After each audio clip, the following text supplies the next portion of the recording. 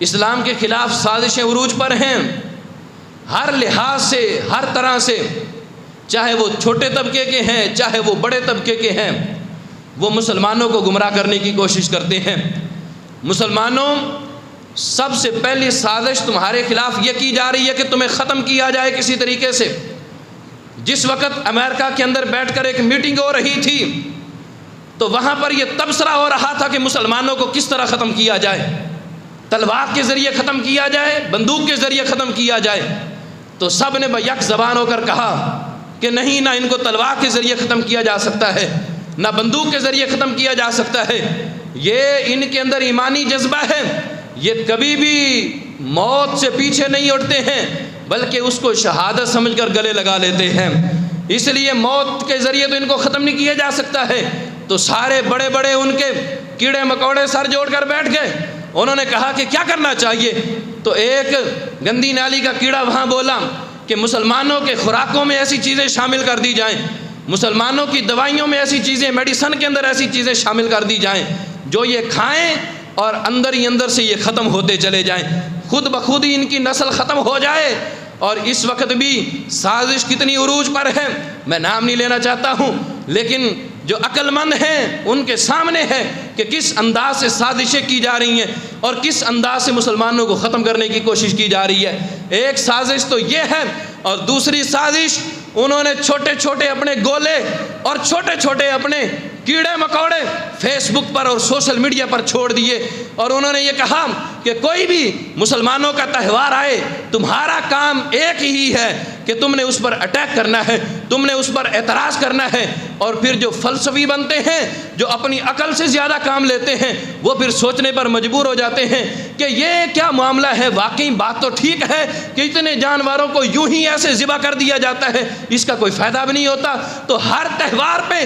یہ ابھر کر سامنے آتے ہیں، کوئی کسی صورت میں، کوئی اہل حدیث کی صورت میں، کوئی اہل نجد کی صورت میں ابھر کر سامنے آتے ہیں اور مسلمانوں کو گمراہ کرنے کی کوشش کرتے ہیں۔ اس وقت بھی لبرل قسم کے لوگ ابھر کر سامنے آئے ہوئے ہیں، اور یہ ہر وقت ہر آن یہ کوشش کر رہے ہیں، میٹنگوں میں جا کر یہی درس دے رہے ہیں، ارے دیکھو تو صحیح کہ اتنے جانور ذبح کر دیے جاتے ہیں، ان کا خون بہا دیا جاتا ہے، حالانکہ ان کا کوئی فائدہ بھی نہیں ہوتا۔ ارے اتنا پیسہ جانوروں کے ذبح کرنے پر لگا دیا جاتا ہے، کوئی بظاہر فائدہ نظر نہیں آتا ہے۔ گوشت تو بندہ 12 مہینے بھی کھا سکتا ہے، اور قربانی کے لیے صرف اتنا پیسہ، ارے یہی پیسہ کسی غریب کی بیٹی کو لگا دو، اس کے بالوں میں چاندی آ گئی ہے، اس کی شادی ہو جائے گی، دعائیں دے گی۔ ارے یہی پیسہ کسی غریب کو دے دو، کسی کو مکان بنوا کے دے دو، ارے یہی پیسہ کسی فلاحی ادارے کو دے دو، اس کے کام آ جائے گا۔ یہی پیسے سے کوئی ہاسپٹل بنا دو، مسلمانوں کے کام آ جائیں گے۔ یہ ساری باتیں اس وقت، جس وقت قربانی کے ایام آتے ہیں،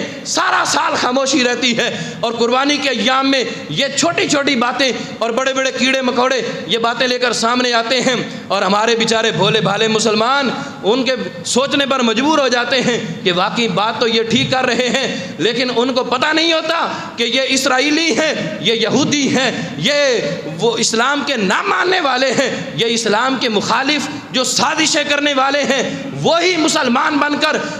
فیس بک پر اور سوشل میڈیا پر پوسٹیں کر رہے ہیں اور مسلمانوں کو گمراہ کرنے کی کوشش کر رہے ہیں۔ حیا آنی چاہیے، شرم و حیا کی ان کے اندر تو ایک رتی بھی نہیں ہے کہ دیکھیں تو صحیح کہ دوسرے مذاہب کے لوگ کس قدر بے دردی سے جانوروں کا خون اور قتل کرتے ہیں۔ آپ کو اسپین کا نہیں پتا کہ اسپین کے اندر کیا ہوتا ہے؟ اسپین کے اندر ایک گروہ جب ہزاروں جانوروں کو نیزوں سے اور چھریوں سے چھلی کر دیتا ہے اور ان کا خون بہاتا ہے، اس وقت کیوں کسی کی زبان نہیں کھلتی ہے؟ اس وقت کیوں کسی کو رحم یاد نہیں آتا ہے؟ جس وقت یہودیوں کا ایک پورا گروہ مرغیوں کو لے کر مرغیاں پتھر کے اوپر مار کر ان کی جان نکال دیتے ہیں اور ان کے گوشت کے پرزے ہو جاتے ہیں، اس وقت ان لبرلز کو کیوں یاد نہیں آتا کہ جانوروں پر رحم کرنا چاہیے؟ لاکھوں کروڑوں روپے کی مرغیاں اور جانور قتل کر دیا جاتا ہے، اس وقت کیوں یاد نہیں آتا کہ یہ پیسے کسی مسلمان کی اور یا کسی غریب کی بیٹی کو دے دیا جائے، ان کی شادی ہو جائے گی۔ ارے جس وقت ہر سال عیسائی نئے دن پر پرندوں کو، ہزاروں پرندوں کو مار ڈالتے ہیں اور یہ سمجھتے ہیں اس سے ہمارے گناہ معاف ہوتے ہیں، اس وقت کیوں کسی کی زبان کو تالا لگ جاتا ہے؟ اور جس وقت ڈنمارک میں ہزاروں ڈولفن فشز کو قتل کر دیا جاتا ہے اور بے وجہ قتل کر دیا جاتا ہے، حتیٰ کہ اتنی قتل و غارت کی جاتی ہے کہ سمندر کا پانی سرخ ہو جائے۔ جس وقت سمندر کا پانی سرخ ہو جاتا ہے تو وہ خوشی مناتے ہیں، کہتے ہیں ہمارا یہ تہوار ہے۔ تم اپنے کرتوت تو دیکھو کہ تم کس انداز سے جانوروں پر ظلم ڈھا رہے ہو، لیکن تمہیں وہ یاد نہیں آتا جبکہ ایک مسلمان ان کے لیے ان کے رب کا اور ان کے محبوب کا فرمان موجود ہے کہ جانور کو ذبح کرنا ہے، پہلے اس کو پانی پلانا ہے، اس کو چارہ کھلانا ہے، چھری تیز ہونی چاہیے، اس کو سختی سے زمین پر نہیں گرانا ہے کہیں اس کو چوٹ نہ لگ جائے، جب 4 رگیں کٹ جائیں تو اس وقت اس پر مزید چھری نہیں چلانی ہے جب تک اس کی جان نہ نکل جائے۔ جب اتنی احتیاط کے ساتھ مسلمان اپنے رب کو راضی کرنے کے لیے اور رب کے حکم پر لبیک کہتے ہوئے جانور ذبح کرتے ہیں تو پھر تم کیڑے مکوڑوں کو کیوں تکلیف شروع ہو جاتی ہے؟ اس لیے پہلے اپنے گھر میں جھاتی پاؤ، اس کے بعد مسلمانوں کو گمراہ کرنے کی کوشش کرنا۔ لیکن مجھے معلوم ہے کہ سوشل میڈیا پر بیٹھنے والوں اور سیکولر اور اس طرح کے گندے ذہن اپنے رکھ کر مسلمانوں کے گندے ذہن بنانے والوں، میری ایک چھوٹی سی بات سے تمہارا ذہن تبدیل نہیں ہوگا بلکہ تمہیں اور زیادہ غصہ آئے گا۔